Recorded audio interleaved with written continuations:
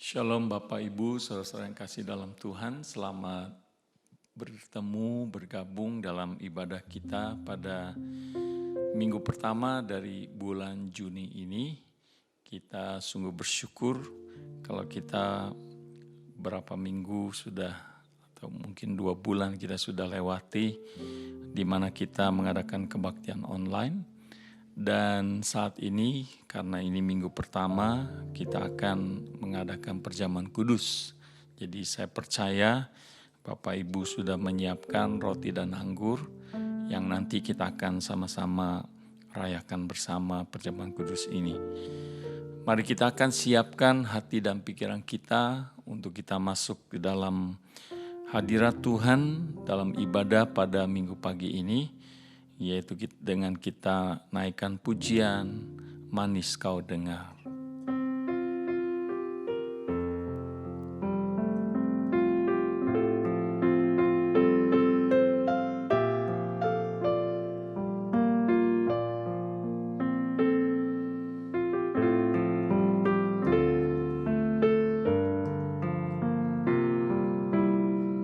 Ya Tuhanku, aku hendak bernyanyi bagimu. Ya Tuhanku, aku hendak bernyanyi bagimu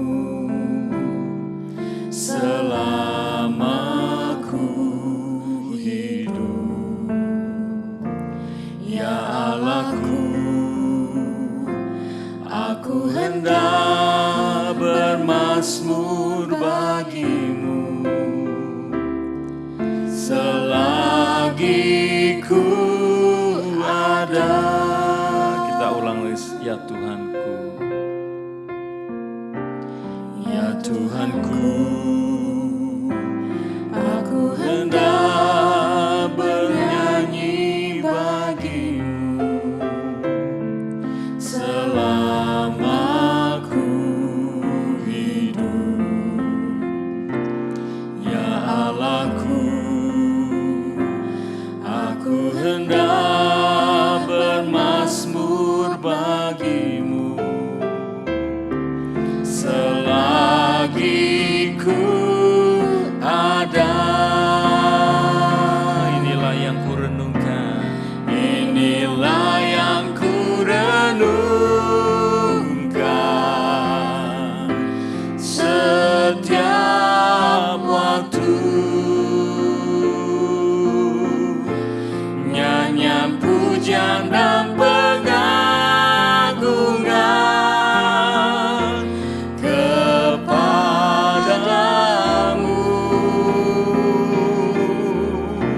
Biarlah manis kau dengar, Tuhan, manis kau dengar, Tuhan, dan hatiku bersuka karenamu. Mari kita akan sama-sama katakan, ya Tuhan. Ya Tuhanku, aku hendak bernyanyi bagimu selama ku hidup. Ya Allahku, aku hendak bermazmur bagimu selagi ku ada. Inilah yang ku renungkan, inilah yang ku renungkan setiap waktu. Nyanyian pujian dan pengagungan, Nyanyian pujian dan pengagungan kepadamu. Biarlah manis kau dengar, Tuhan. Biarlah manis kau dengar, Tuhan, manis kau dengar, Tuhan,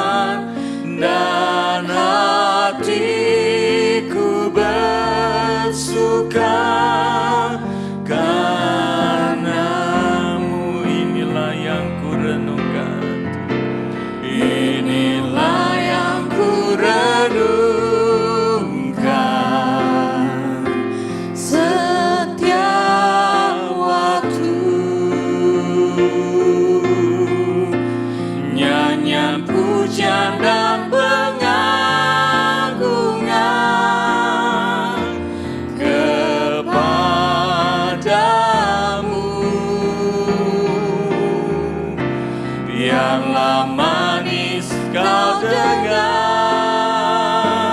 Tuhan, manis kau dengar Tuhan, dan hatiku bersuka karenamu, dan hatiku bersuka, dan hatiku bersuka, dan hatiku bersuka, dan hatiku bersuka karenamu.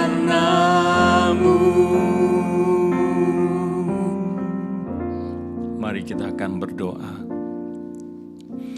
Ya Tuhan, kami bersyukur dan bersuka cita kalau pada minggu pagi ini kami masih diberikan kesempatan untuk kami boleh beribadah. Kami bersyukur atas pemeliharaan perlindungan-Mu dalam setiap kehidupan kami. Kami bersyukur atas apapun yang Tuhan izinkan terjadi dalam hidup kami. Dan kami bersyukur kalau pada pagi hari ini kami boleh bersama-sama beribadah di tempat kami masing-masing.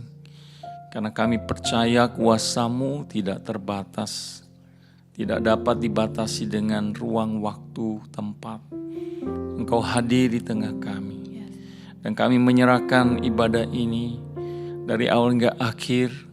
Biarlah melalui pujian, penyembahan, melalui firman Tuhan dan perjamuan kudus, itu selalu menguatkan dalam kehidupan kami. Terima kasih Bapa, kami menyerahkan doa ini di dalam nama Tuhan Yesus. Kami berdoa. Amin. Bapak Ibu Saudara yang kasih dalam Tuhan, kita akan membuka Alkitab kita yang terambil dari Kejadian pasal 15 ayat 1-6 yang akan menjadi dasar pemberitaan firman pada pagi hari ini, yaitu tentang cara menghadapi kekhawatiran. Di dalam Kejadian pasal 15 ayat 1 yang ke-6, demikian firman Tuhan. Perjanjian Allah dengan Abraham, janji tentang keturunannya. Kemudian datanglah firman Tuhan kepada Abram dalam satu penglihatan. Janganlah takut Abram, akulah perisaimu, upamu akan sangat besar. Abram menjawab, ya Tuhan Allah, apakah yang akan engkau berikan kepadaku? Karena aku akan meninggal dengan tidak mempunyai anak. Dan yang akan mewarisi rumahku ialah Eliezer, orang Damsyik itu. Lagi kata Abram, engkau tidak memberikan kepadaku keturunan, sehingga seorang hambaku nanti menjadi ahli warisku. Tetapi datanglah firman Tuhan kepadanya demikian. Orang ini tidak akan menjadi ahli warismu, melainkan anak kandungmu. Dialah yang akan menjadi ahli warismu. Lalu Tuhan membawa Abram keluar serta berfirman, coba lihat ke langit, hitunglah bintang-bintang, jika engkau dapat menghitungnya. Maka firman-Nya kepadanya, demikianlah banyaknya nanti keturunanmu. Lalu percayalah Abram kepada Tuhan, maka Tuhan memperhitungkan hal itu kepadanya sebagai kebenaran. Demikianlah firman Tuhan. Berbahagialah kita yang mendengar, merenungkan, dan melakukan firman ini dalam kehidupan kita. Kita akan siapkan hati kita untuk mendengarkan firman Tuhan, yaitu dengan kita naikkan pujian Tenanglah Jiwaku.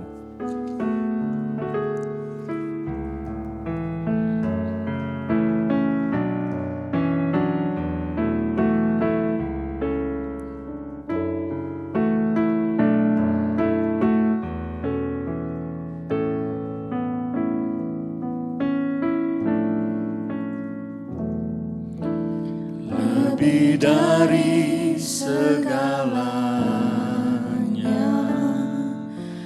Ku berharap padamu, lebih dari para penjaga, mengharap fajar pagi. Begitu rindu hatiku berada dekatmu. Alangkah dalam kasih-Mu memenuhi hidupku. Tenanglah jiwaku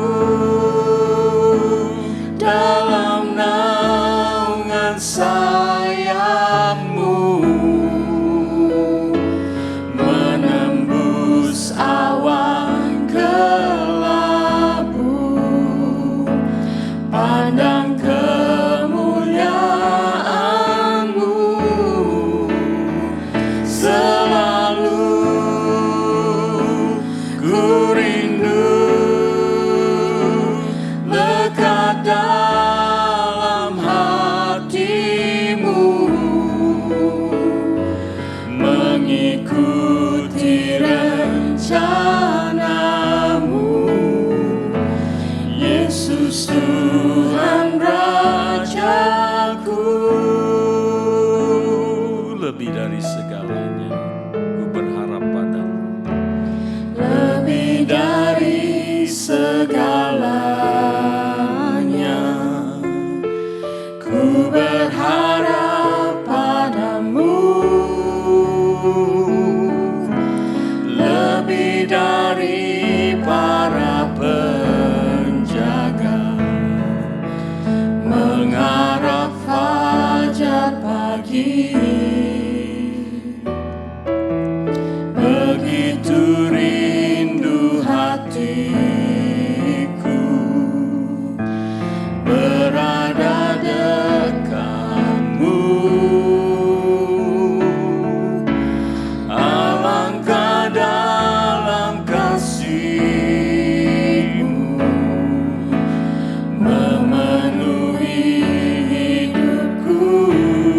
Tenanglah, tenanglah jiwaku dalam naungan sayap-Mu, menembus awan kelabu, pandang kemuliaan-Mu selalu. Ku rindu lekat dalam hati-Mu, mengikuti rencana-Mu. Yesus Tuhan Rajaku, tenanglah, tenanglah jiwaku dalam naungan sayap-Mu, menebus awan kelabu, pandang kemuliaan-Mu selalu. Ku rindu lekat dalam hati-Mu, mengikuti rencana-Mu. Yesus Tuhan Rajaku, mengikuti rencana-Mu. Yesus Tuhan Rajaku, mengikuti hosanamu, Yesus Tuhan Rajaku.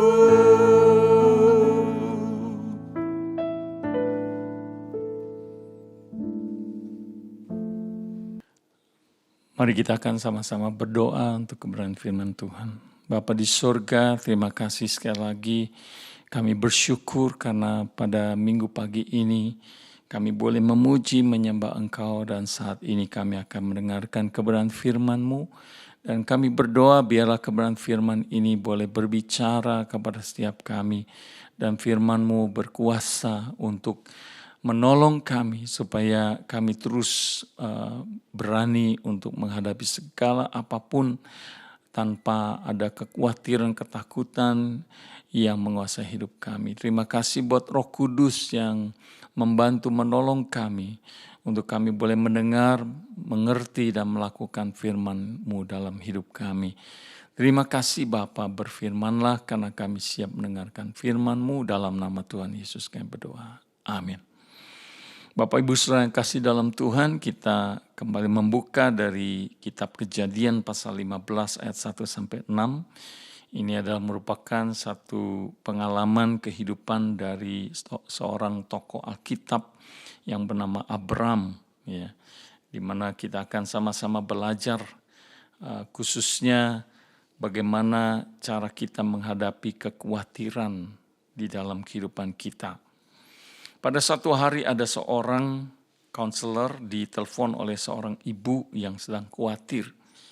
Dan ketika terjadi konversasi, percakapan, lalu kemudian sang konselor bertanya, ada apa ibu yang saya bisa tolong? Lalu kemudian ibu ini berkata, begini Pak, saya ini kok selalu khawatir, ya, jawab ibu ini. Oh, kalau boleh tahu, ibu khawatir apa? Ya, tentang apa? Lalu kemudian ibu ini berkata, saya ini adalah seorang janda. Anak saya 2 laki-laki. Oke, lalu yang ibu khawatirkan apa? Lalu ibu ini mulai lagi berkata, iya saya khawatir kalau nanti anak saya sudah menikah dan menantu saya tidak sayang kepada saya, sedang saya nanti sakit-sakitan, saya nanti akan ikut siapa? Lalu konselor ini bertanya kepada ibu ini, loh, apakah ibu sekarang sakit? Oh enggak, saya sehat sekarang. Oh jadi ibu sehat. Oh kalau gitu apakah anak ibu itu sudah menikah? Oh belum sih. Oh sudah punya pacar? Belum juga. Loh, kok ibu tadi berkata bahwa ibu khawatir? Kalau gitu anak ibu umur berapa? Ya baru belasan tahun saja sih. Nah Bapak Ibu saya yang kekasih dalam Tuhan, kekhawatiran itu memang selalu berbicara tentang sesuatu yang sebenarnya tidak kelihatan. Sesuatu yang belum nyata. Ya, itu maksudnya yang seringkali menjadi kekhawatiran seperti ibu ini. Ya. Artinya anaknya punya pacar juga belum, menikah juga belum, tapi pikirannya itu sudah jauh melebihi dari apa yang ada pada saat itu. Dan saya yakin bahwa bukan hanya ibu ini saja, tetapi dalam kehidupan kita pun, kita juga bisa maksudnya dilanda oleh kekhawatiran. Dan seolah-olah kita juga berkata bahwa kita nggak bisa yang namanya hidup di dunia ini terlepas dari khawatir. Nah saat ini kita akan sama-sama, kita akan belajar cara ya menghadapi kekhawatiran yang terjadi dalam hidup kita berdasarkan dari pengalaman Abram pada saat itu, yang mana kita lihat bahwa dia khawatir akan masa depannya. Khususnya dia khawatir akan harta benda yang dia miliki yang begitu banyak dan dia tidak punya keturunan. Dia tidak punya anak saat itu, belum punya anak. Nah, kita akan belajar untuk kita bisa menghadapi kekhawatiran yang terjadi dalam hidup kita. Yang pertama adalah kita harus menyadari bahwa Tuhan mengetahui apa yang kita khawatirkan. Kita lihat dalam ayat 1-3 dari Kejadian pasal yang ke-15. Jadi Tuhan sudah tahu sebenarnya apa yang menjadi kekhawatiran hidup kita. Sebelum Abram mengungkapkan kekhawatirannya, Tuhan Allah terlebih dahulu dikatakan berfirman, berbicara kepada Abram. Nah, sebelumnya mungkin kita akan mengerti terlebih dahulu apa sebenarnya kata khawatir.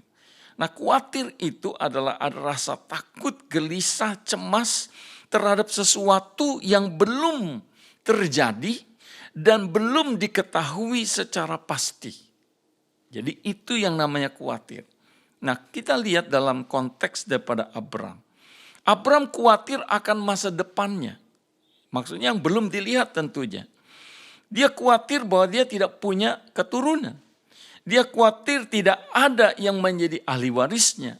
Dia khawatir harta kekayaannya itu, kalau dia tidak punya anak, kalau dia tidak punya keturunan, maka harta bendanya itu akan dimiliki oleh asisten rumah tangganya.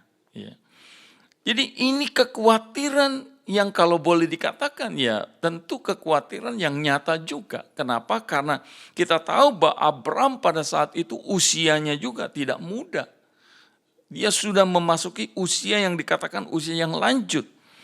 Abram khawatir, ya kekhawatirannya juga ada sesuatu yang manusiawi, artinya wajar.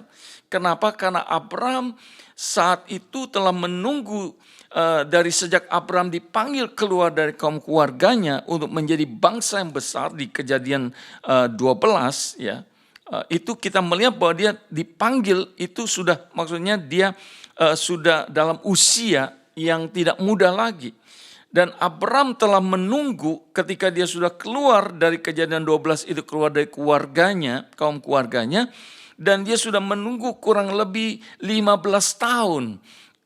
Untuk apa? Untuk menantikan ada keturunan yang sudah dijanjikan oleh Allah yang dimana dikatakan dia akan dijadikan menjadi bangsa yang besar.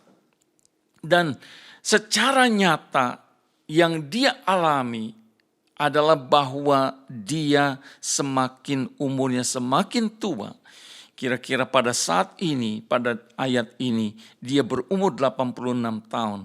Dan juga bukannya dia tua saja, tetapi istrinya juga semakin tua.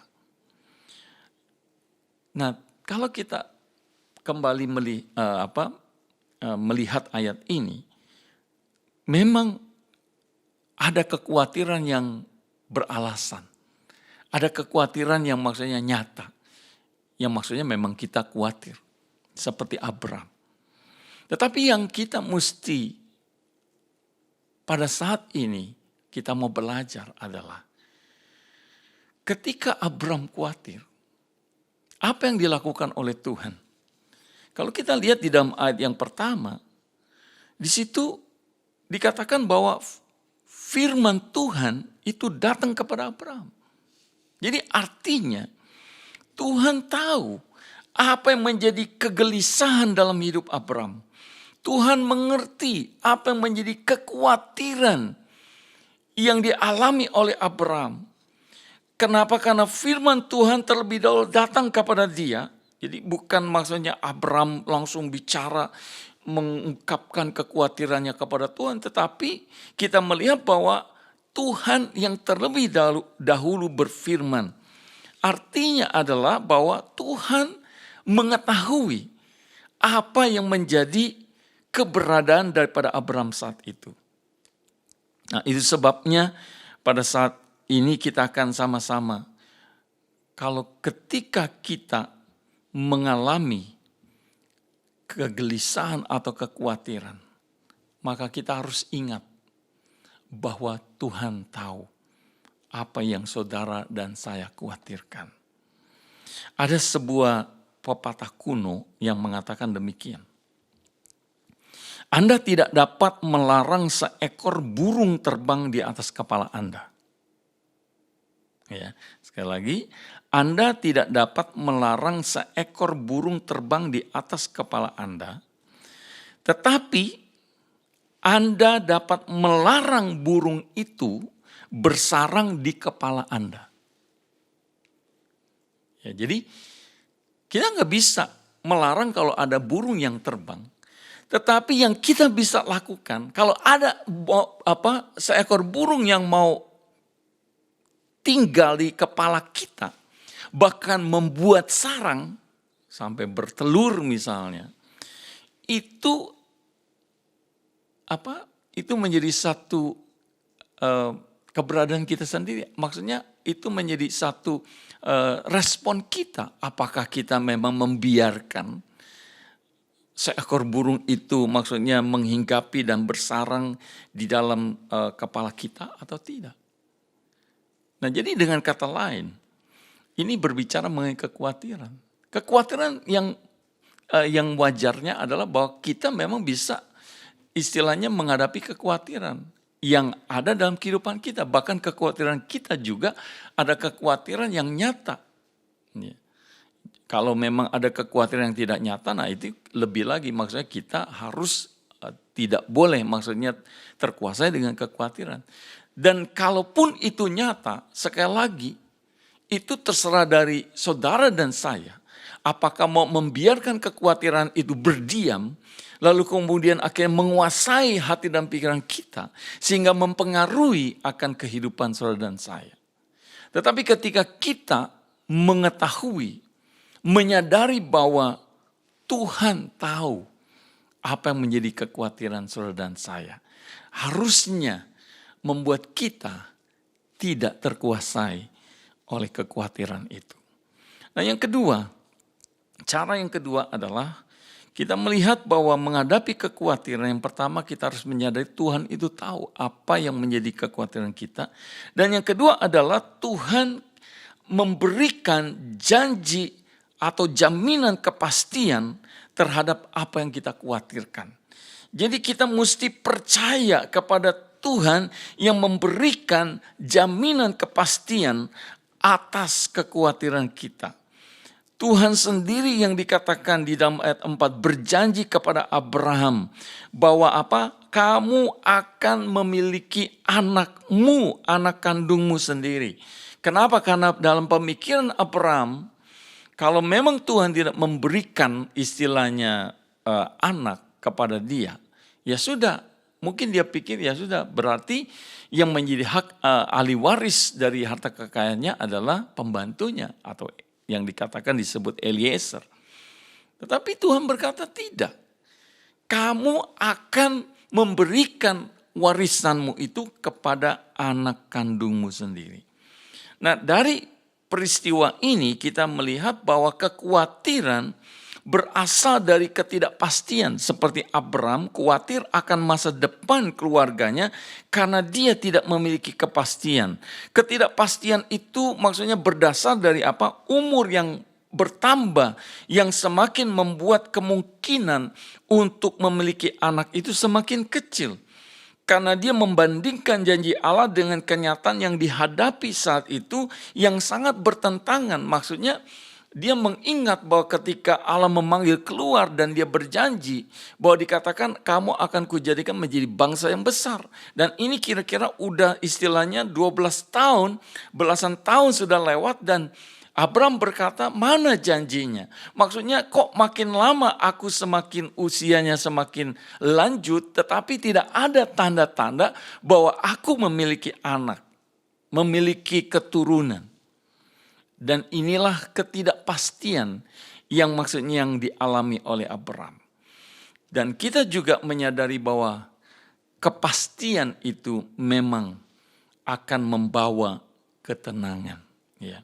Kepastian yang terjadi adalah bahwa Tuhan meyakinkan kepada Abraham bahwa dia memberikan satu kepastian bahwa keturunannya yang akan mewarisi menjadi ahli warisnya bukan orang lain melainkan dari anakmu sendiri. Kepastian bahwa Tuhan yang akan memberikan, menggenapi apa yang dia katakan, memberikan apa yang dia janjikan, itu dikatakan menjadi perisai, harus menjadi perisai bagi Abraham. Artinya Tuhan menjadi tempat perlindungan yang kuat. Tuhan memberikan upah yang besar bagi orang yang percaya. Nah, Bapak Ibu yang kekasih dalam Tuhan, kalau kita berbicara mengenai dunia yang penuh dengan ketidakpastian, saat ini kita alami. Ya, beberapa bulan sudah kita lalui, bahwa seolah-olah kita melihat ketika wabah penyakit COVID ini melanda, itu menghancur leburkan keberadaan manusia, dunia, apapun yang ada di dunia ini. Seolah terjadi satu hal yang besar yang menggoncangkan dunia, yang artinya bahwa dunia ini penuh dengan ketidakpastian. Ya. Dan itu yang menjadikan kita gelisah, itu yang menjadikan kita khawatir. Bukan hanya orang-orang dunia saja yang tidak punya pengharapan atau mungkin tidak punya Tuhan. Tetapi kekhawatiran itu juga terjadi dalam kehidupan saudara dan saya. Yang jelas memang itu ada sesuatu yang wajar, artinya karena kita manusia. Ya, sesuatu yang manusiawi. Tetapi yang menjadi tidak wajar adalah ketika kita membiarkan ketidakpastian dunia ini menguasai kehidupan saudara dan saya, menguasai hati dan pikiran saudara. Kenapa? Karena ketika kita membiarkan diri kita ikut dalam alur ketidakpastian dunia ini, maka iman percaya kita akan menjadi hilang. Iman percaya kita menjadi luntur. Seolah-olah kita berkata, wah Tuhan, kok hidup saya seperti ini. Seolah-olah apa yang terjadi dalam hidup saya dan saya itu adalah di luar daripada kuasa Tuhan. Seolah-olah Tuhan, kalau dengan kita khawatir, soal kita mau berkata, Tuhan engkau udah gak sanggup untuk mengurusi dunia ini yang lagi kacau. Bahkan engkau tidak mampu untuk memberi kepastian dalam hidupku. Tapi yang sesungguhnya adalah tidak demikian. Mengapa? Karena kita percaya dalam segala sesuatu yang ada di dunia ini, itu selalu ada awal dan akhir. Itu yang dikatakan di dalam pengkhotbah. Di bawah kolong langit ini dikatakan segala sesuatu itu ada waktunya. Ada waktu untuk lahir, ada waktu untuk mati. Ada waktu untuk apa? Dikatakan menangis, ada waktu untuk tertawa. Ada waktu untuk mencium, ada waktu untuk tidak mencium. Nggak boleh cipika-cipiki ya sekarang ini. Kita mesti menahan diri. Jadi artinya adalah di dalam dunia ini tidak ada yang terus-menerus. Itu pun maksudnya berbicara tentang ketika ada ketidakpastian, ada maksudnya kesusahan, masalah yang dihadapi oleh dunia, oleh manusia, bahkan oleh kita sebagai orang percaya. Kita mesti yakin bahwa apapun yang kita alami, pasti ada akhirnya. Ada awal, ada akhirnya. Ada ujung, permulaan kita mulai dan ada akhirnya. Dan ini terjadi.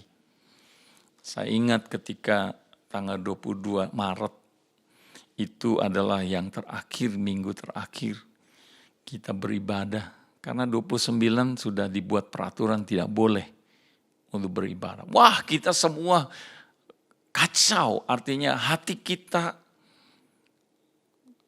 pasti kita juga dipenuhi dengan banyak ketakutan, kekhawatiran, kehebohan yang terjadi.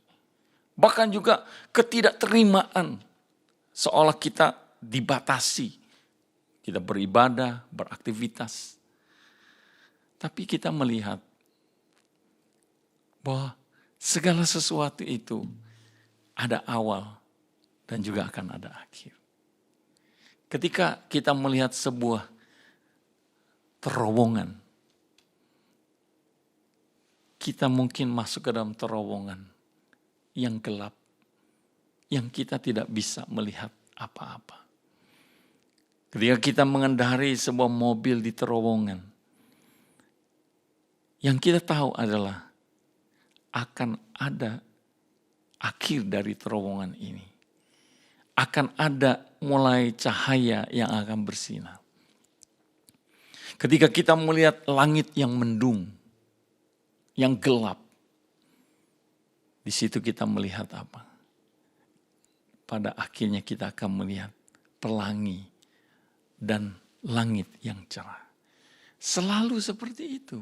Dan ini yang Tuhan mau pastikan kepada Abraham. Nggak usah kamu khawatir, nggak usah kamu gelisah, nggak usah kamu dikuasai oleh ketakutan.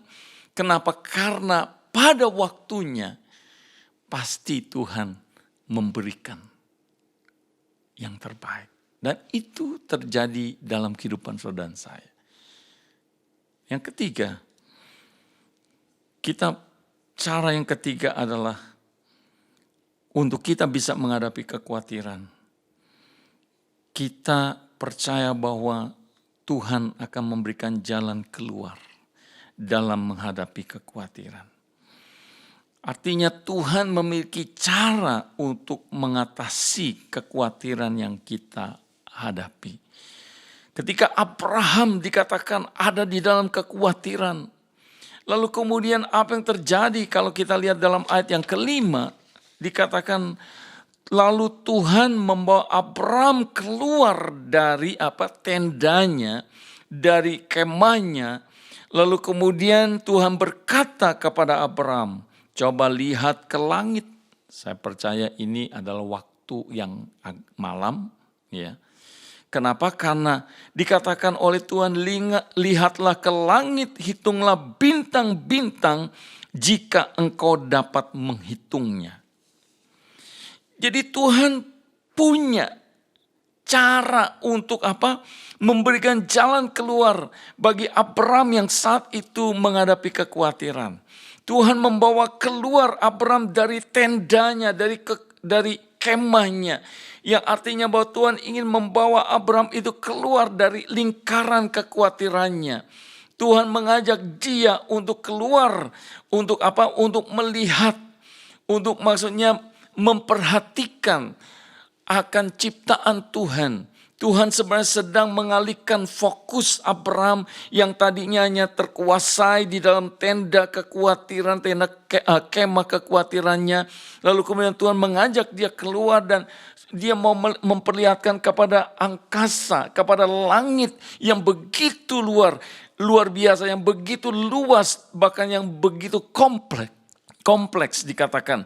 Bahwa Tuhan mau mengatakan bahwa sesungguhnya kalau kamu lihat bintang-bintang yang di langit, kalau kamu sanggup untuk menghitungnya, coba kamu hitung.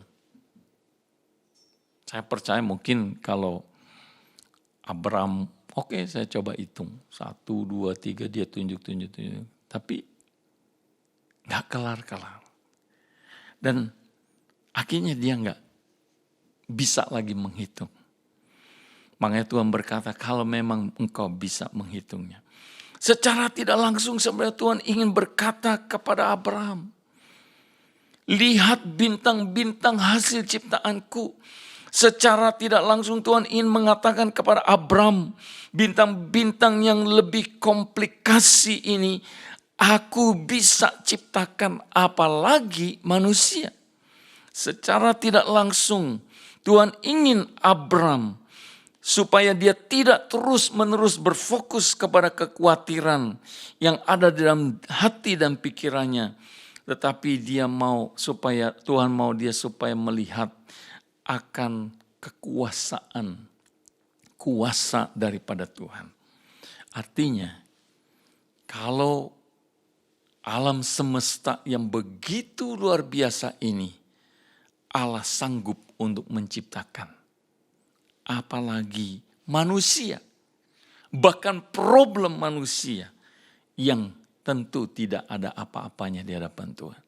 Jadi dengan kata lain, kalau kamu lihat bintang, lalu kalau kamu berkata bahwa kamu meragukan janjiku tentang keturunanmu, kalau Tuhan mau berkata, apa nggak salah? Bintang yang besarnya luar biasa. Yang maksudnya yang begitu maksudnya membuat kita kalau melihat ke langit dan terkagum-kagum, itu saja Tuhan bisa lakukan. Apalagi anak yang dijanjikan oleh Tuhan. Nah, Bapak Ibu yang kekasih dalam Tuhan, disinilah kita belajar. Untuk apa? Untuk kita meyakini bahwa Tuhan memiliki cara untuk membuat kita ini bisa terlepas dari kekhawatiran kita. Dan saya percaya firman Tuhan ini saat ini sangat-sangat kita butuhkan dalam hidup kita. Mungkin ada di antara kita yang saat ini dipenuhi dengan rasa kekhawatiran. Apapun itu.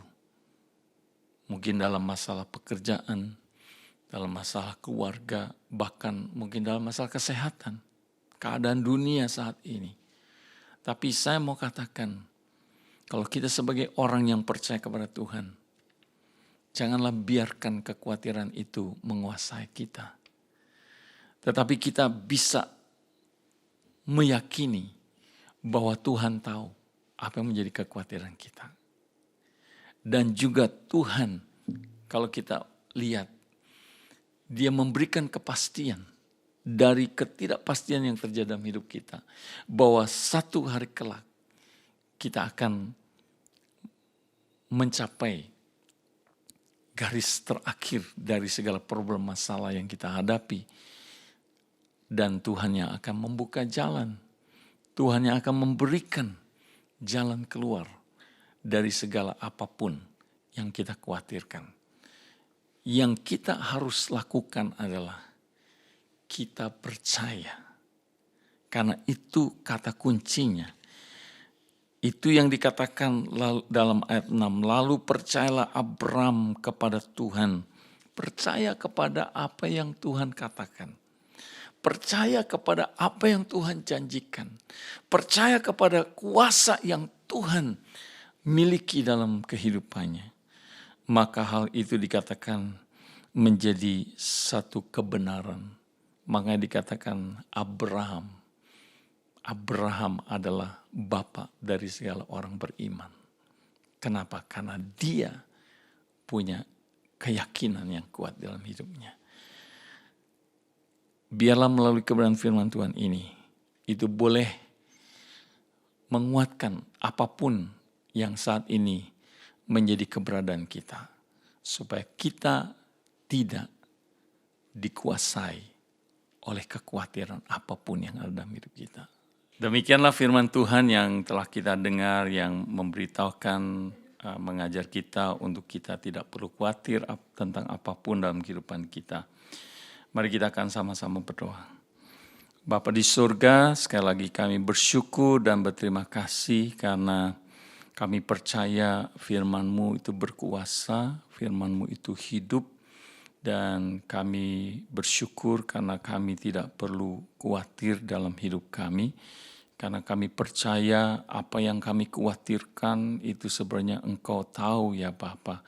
Dan bukan hanya Engkau tahu, tetapi Engkau juga sesungguhnya yang akan memberikan kepada kami kepastian dan pertolongan jalan keluar bagi segala apapun yang menjadi kekhawatiran dalam hidup kami.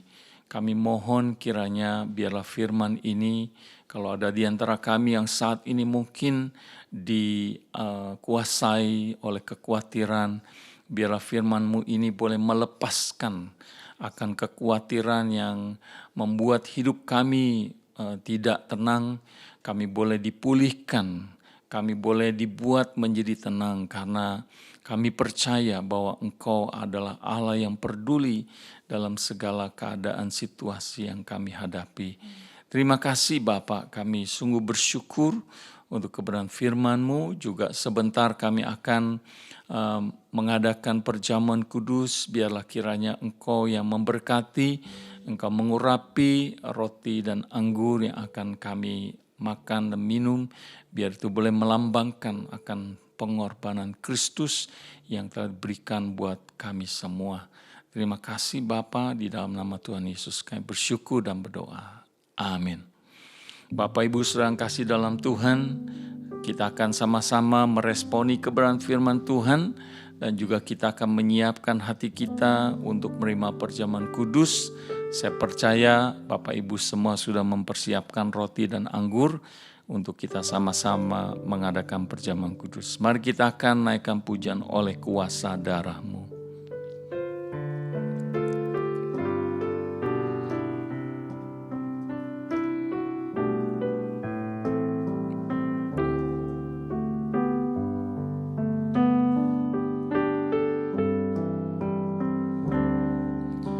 Saat ku masuk ke hadirat-Mu, bawa persembahan ke tempat kudus-Mu. Pujian ku naikkan, sembah ku berikan bagi-Mu Allah yang mulia.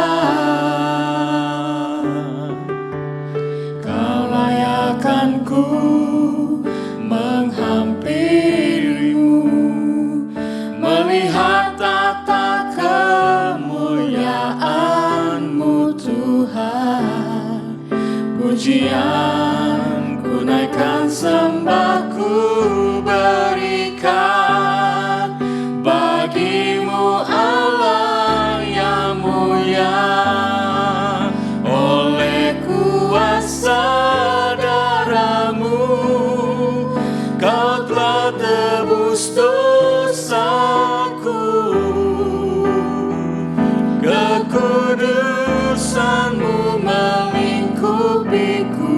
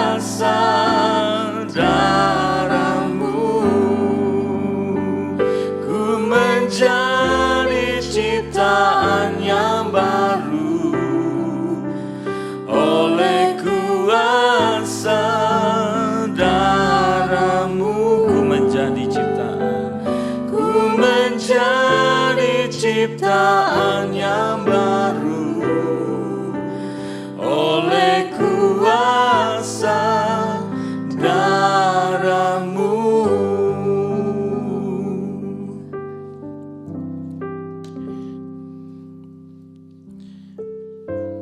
Mari kita akan siapkan hati kita untuk menerima perjamuan kudus pada saat ini.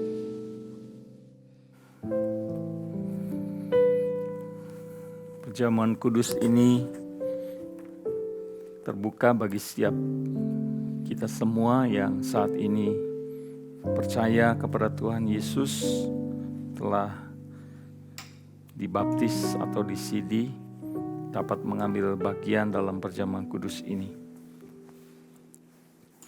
Dan sebelumnya biarlah firman Tuhan mengingatkan kita mengenai arti daripada perjamuan kudus yang terambil dari 1 Korintus pasal yang ke-11 ayat yang ke-26,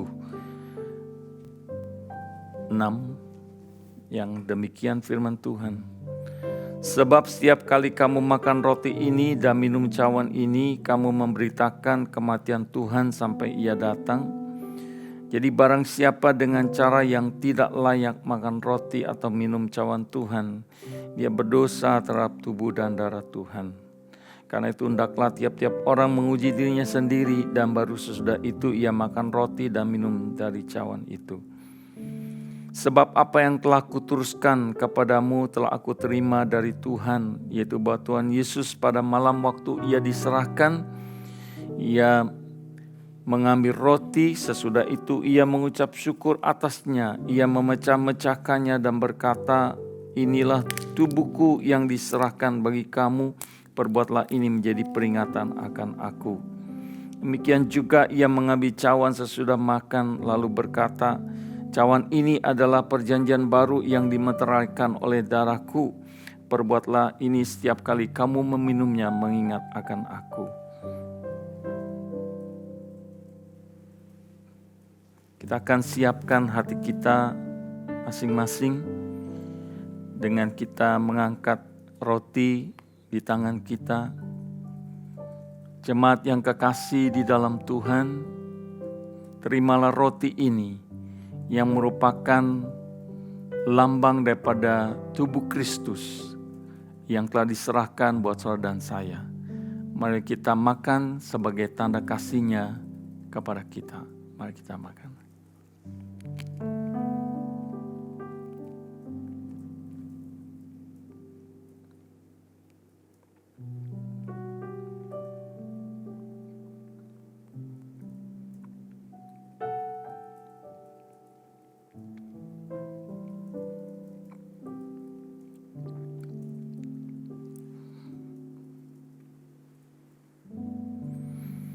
Saudara yang kekasih dalam Tuhan, demikian pula dengan cawan anggur ini yang merupakan lambang daripada darah Kristus yang telah dicurahkan untuk membasuh dosa saudara dan saya.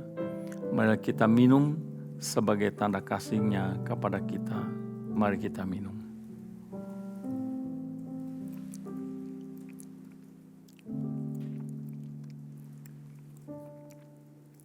Mari kita akan berdoa bersama-sama bersyukur.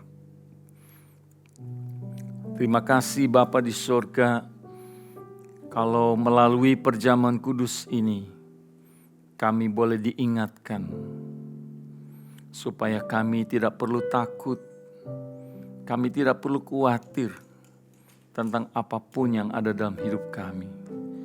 Karena Engkau yang telah memberikan anak-Mu yang tunggal satu-satunya yang Engkau kasihi, yang melebihi segala apapun yang ada di dunia ini, yang kadang mungkin kami khawatirkan, takutkan. Dan Engkau yang sudah membuktikan, Engkau memberikan anak-Mu yang tunggal buat setiap kami manusia yang berdosa. Biarlah kami mau bersyukur, berterima kasih, karena kasih anugerah yang Kau berikan melalui Tuhan Yesus Kristus yang telah mati, dibangkitkan, dan hidup kembali dan naik ke sorga, dan ada dalam hidup kami. Terima kasih Bapa, kami bersyukur buat perjamuan kudus ini. Di dalam nama-Mu Tuhan Yesus kami berdoa dan bersyukur. Amin. Amin.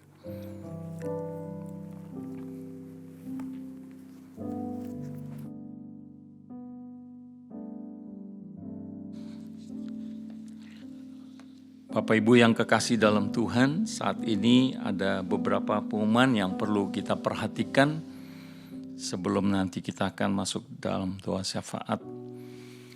Yang pertama, kita bersyukur kepada Tuhan oleh karena seperti Bapak Ibu sudah mengetahui mulai tanggal 1 Juni kemarin ada banyak kelonggaran-kelonggaran yang pemerintah sudah berikan, khususnya bersangkut dengan beribadah di rumah Tuhan.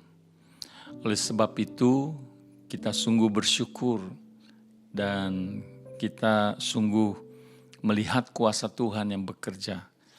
Dan saya percaya keadaan negara Australia yang kita boleh katakan kita dijaga, dilindungi, dengan kasus yang sudah sebenarnya mulai sangat sedikit sekali, sehingga itu sebabnya diberikan kelonggaran-kelonggaran untuk kita beraktivitas. Itu sebabnya pada tanggal 13 Juni hari Sabtu akan ada rapat majelis gabungan jam 10 melalui Skype. Jadi masih belum siap untuk bertemu, jadi kita pakai Skype. Jadi dalam rapat ini nanti kita akan sama-sama memutuskan berdasarkan peraturan-peraturan pemerintah yang baru ini kapan kita mulai ibadah. Jadi tanggal 13 Juni akan didapatkan tanggal kapan kita mulai. Dan juga pasti ada 1-2 minggu yang diberikan supaya itu bisa diumumkan kepada semua jemaat kalau kita akan memulai kembali ibadah kita di gedung gereja. Ya, baik di Green Square jam 8.30 pagi dan di Napier jam 11 dan jam 4 di Bochum Hills. Dan jam 5 English service bertempat di Napier di North Strathfield. Jadi sekali lagi kita terus doakan supaya semua jemaat dari NLCC boleh sungguh-sungguh mengucap syukur dan juga rindu untuk sama-sama kembali beribadah bersama. Dan jangan lupa setiap hari Sabtu pagi kita masih ada tetap mengadakan doa pagi secara online, dan saya percaya ini merupakan satu sarana yang sangat baik. Artinya kalau doa pagi secara fisikal di gereja jam 7.30 itu kayaknya ya hanya 2-3 orang berkumpul. Tapi kalau pakai Skype itu bisa 10 orang. Jadi doa pagi ini mungkin bisa bisa tetap dipertahankan secara online saja mulai jam 9 juga tidak terlalu pagi. Jadi bagi Bapak Ibu yang sudah bergabung, terus bergabung, dan juga bagi mereka yang rindu untuk bergabung bisa menghubungi Pak Supono ataupun saya untuk dimasukkan dalam grup doa pagi NLCC. Dan jangan lupa juga hari Rabu setiap jam 9 sampai 10 malam itu ada program Sangkala di gelombang 98,5 FM ya setiap hari Rabu. Dan juga saya atas nama Gembala Sidang juga pengurus mengucapkan banyak terima kasih bagi Bapak Ibu yang sudah memberi persembahan perpuluhan secara online. Jadi Sungguh kita bersyukur karena kita percaya berkat-berkat-Nya yang melimpah dalam hidup kita. Baik, kita akan sama-sama masuk dalam doa syafaat, kita akan berdoa. Terima kasih Bapa di sorga atas segala kasih anugerah-Mu, firman yang telah kami dengar, biar itu boleh menjadi kekuatan di dalam hidup kami, menjadi satu ketenangan dalam hidup kami, supaya kami tidak membiarkan kekhawatiran itu menguasai hati dan pikiran kami, bahkan mempengaruhi kehidupan kami. Karena kami percaya bahwa Engkau mengetahui apa yang menjadi kekhawatiran hidup kami. Bahkan Engkau juga memberikan satu jaminan kepastian dan pertolongan kepada setiap kami yang mengalami khawatir. Kami bersyukur teristimewa karena berkat anugerah-Mu yang Kau limpahkan khususnya bagi negara dan bangsa Australia di mana kami tinggal, sehingga kami boleh melihat perkembangan-perkembangan khususnya peraturan-peraturan dari pemerintah yang saat ini sudah memperbolehkan kami untuk beribadah dengan jumlah maksimal 50 orang.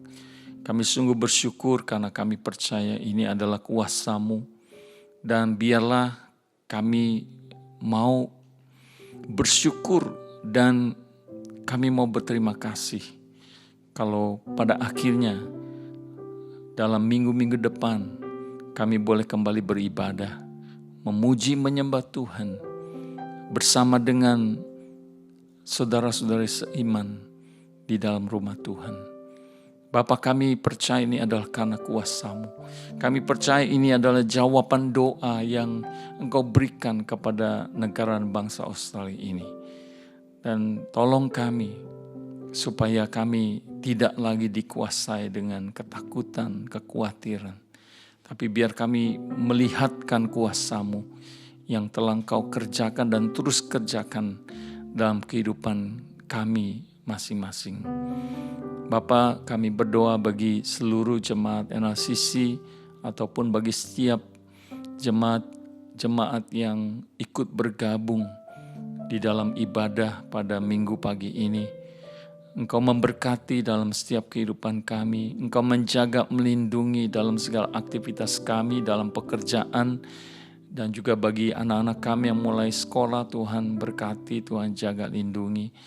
Dan kami berdoa terus juga untuk bagi mereka yang mungkin bergumul dalam masalah-masalah, baik dalam pekerjaan, mencari pekerjaan, maupun di dalam masalah kesehatan. Bapa, kiranya berkat anugerah-Mu yang terus melimpah, perlindungan penyertaan-Mu yang memberkati. Kami juga teringat kepada orang tua kami yang lanjut usia dimanapun mereka berada, baik yang ada di rumah, di nursing home, maupun mereka yang ada di Indonesia. Biar tangan kasih-Mu saja yang menjaga, melindungi mereka semua. Terima kasih Bapa di sorga. Kami menyerahkan untuk rencana rapat majelis gabungan hari Sabtu tanggal 13 Juni nanti jam 10 pagi. Biar Engkau berkati sehingga kami boleh menghasilkan satu keputusan bersama, khususnya untuk kami boleh mengadakan ibadah kembali di rumah Tuhan. Terima kasih Bapa, kami menyerahkan seluruh kehidupan kami hanya ke dalam tangan kuasa-Mu. Di dalam nama Tuhan Yesus kami berdoa dan bersyukur. Amin. Amin. Mari kita akan sama-sama mengakhiri ibadah kita pada pagi hari ini dengan kita akan naikkan pujian arti kehadiran-Mu.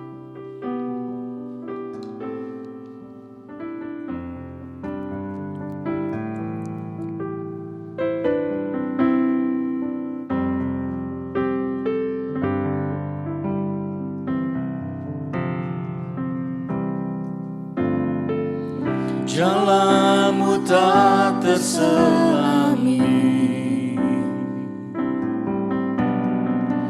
oleh setiap hati kami, namun satu hal ku percaya,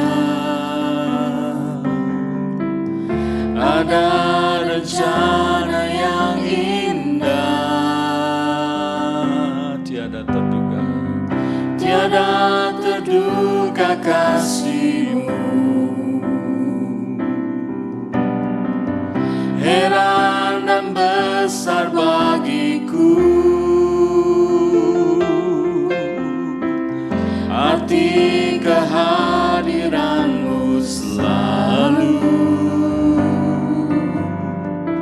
nyata di dalam hidupku. Penyertaan-Mu Tuhan, penyertaan-Mu sempurna, rancangan-Mu penuh damai, aman dan sejahtera walau di tengah badai. Ingin ku selalu bersama, rasakan keindahan arti kehadiran-Mu Tuhan.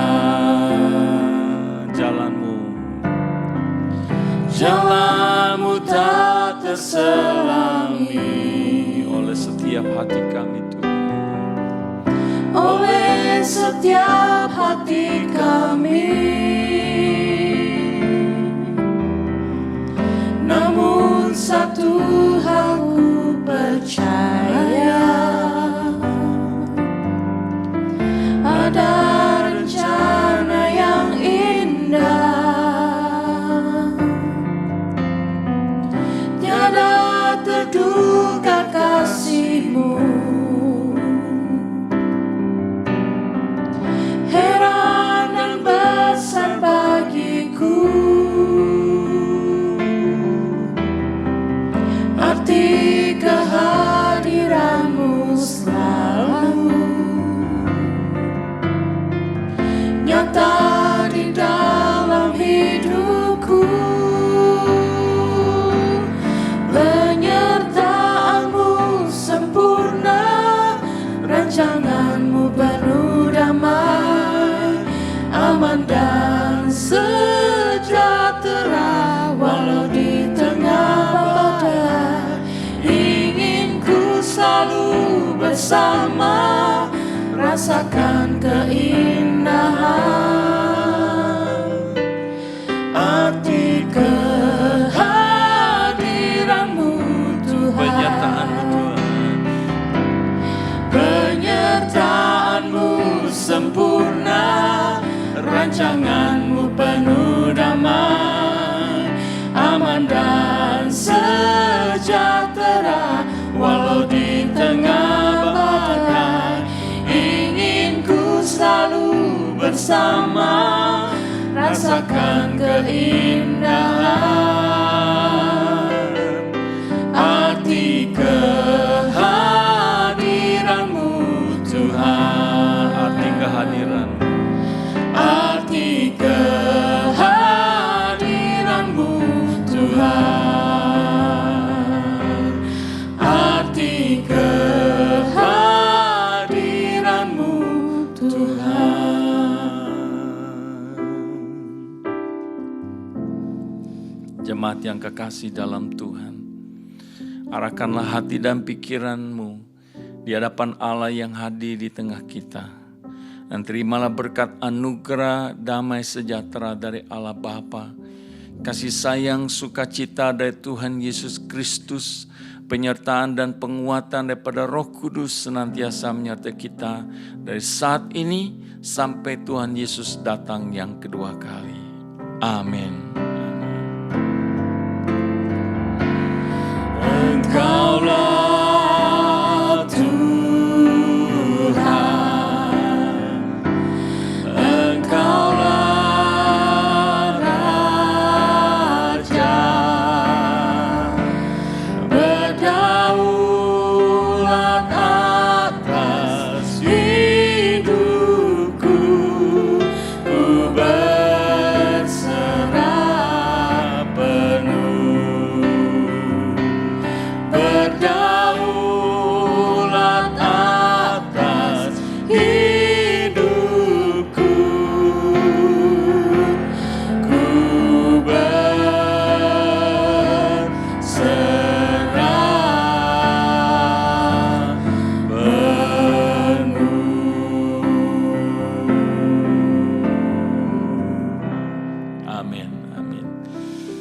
selamat hari Minggu. Tuhan Yesus memberkati kita semua.